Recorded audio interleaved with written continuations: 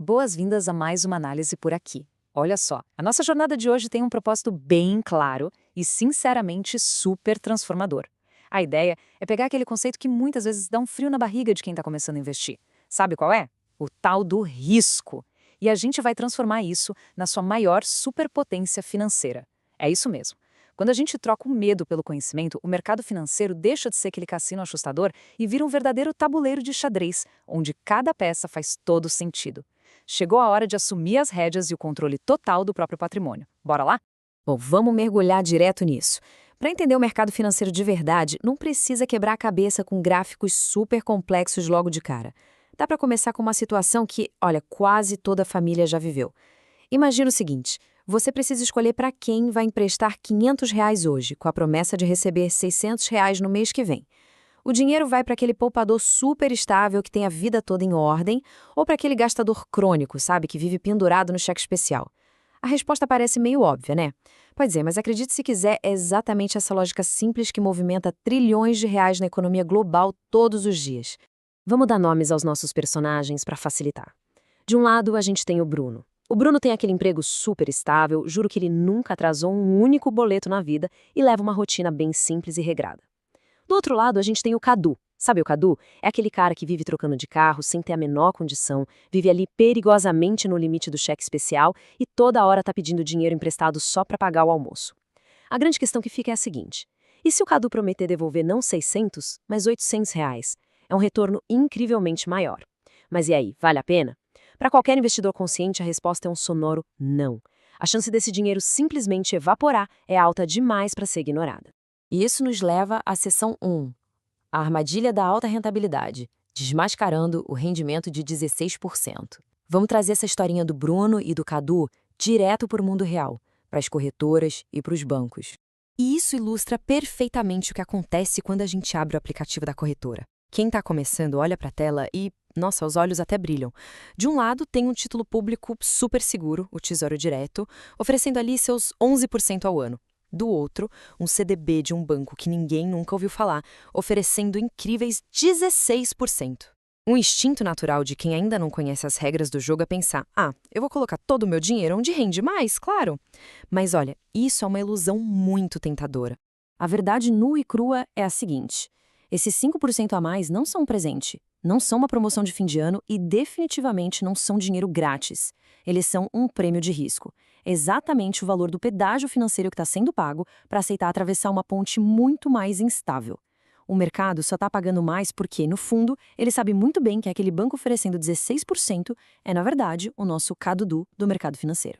Agora, a gente precisa dar um nome técnico correto para o que acabamos de ver, que é o famoso risco de crédito. Basicamente, essa é a probabilidade de que a instituição que pegou seu dinheiro simplesmente não cumpra a promessa de devolver.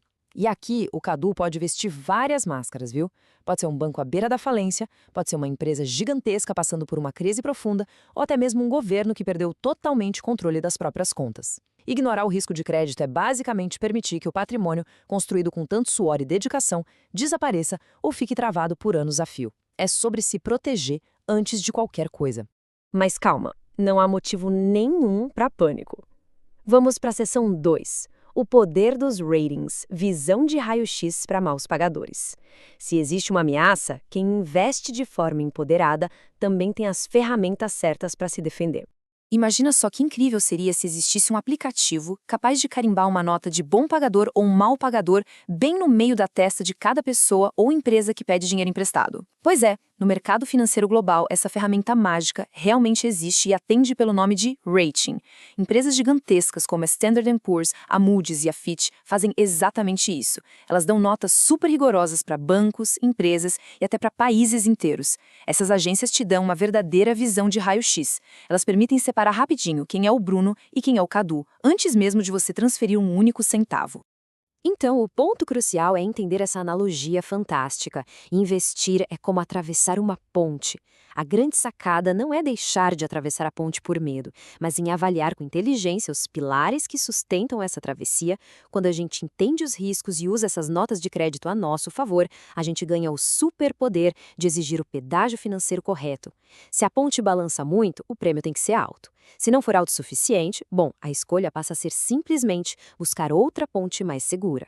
Isso sim é ter o controle do seu destino financeiro nas próprias mãos. O que nos leva à seção 3, o preço exato do risco, resolvendo o quebra-cabeça do prêmio. O risco não é um bicho-papão do qual a gente tem que fugir desesperadamente.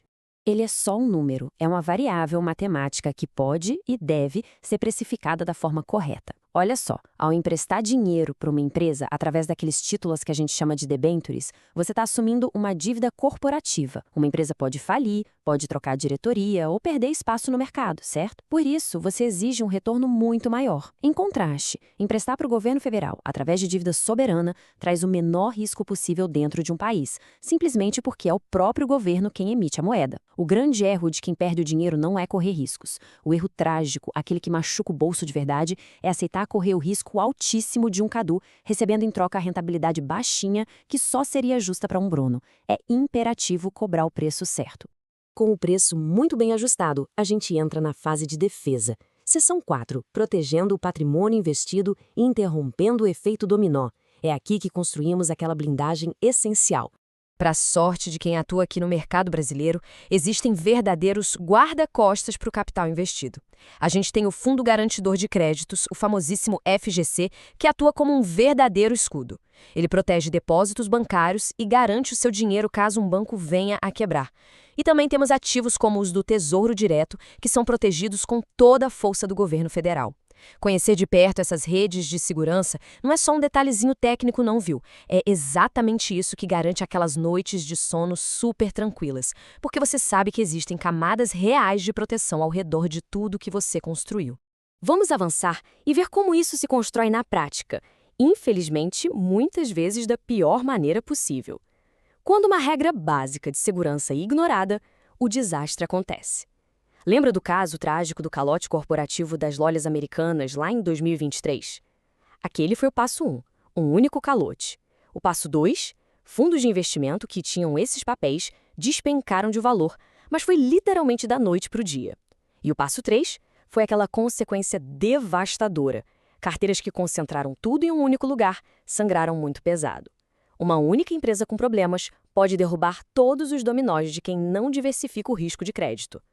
Mas veja bem, essa é a prova definitiva de que o conhecimento e a diversificação são escudos reais e poderosos. Você tem o poder de evitar isso. Hoje, a gente dominou juntos o conceito do preço que oscila no mercado e entendemos profundamente sobre o risco de crédito. Foi uma jornada e tanto. Mas me diz uma coisa, e se houver um cenário onde a instituição é extremamente confiável, está te pagando juros excelentes, só que o dinheiro fica completamente preso e impossível de ser resgatado bem na hora que surge uma emergência familiar? Será que a segurança e o retorno alto bastam quando a gente não tem acesso ao próprio dinheiro? Esse é o grande mistério do balanço entre liquidez e prazo. E é exatamente essa pergunta provocativa que eu vou deixar no ar para a nossa próxima análise. Até lá!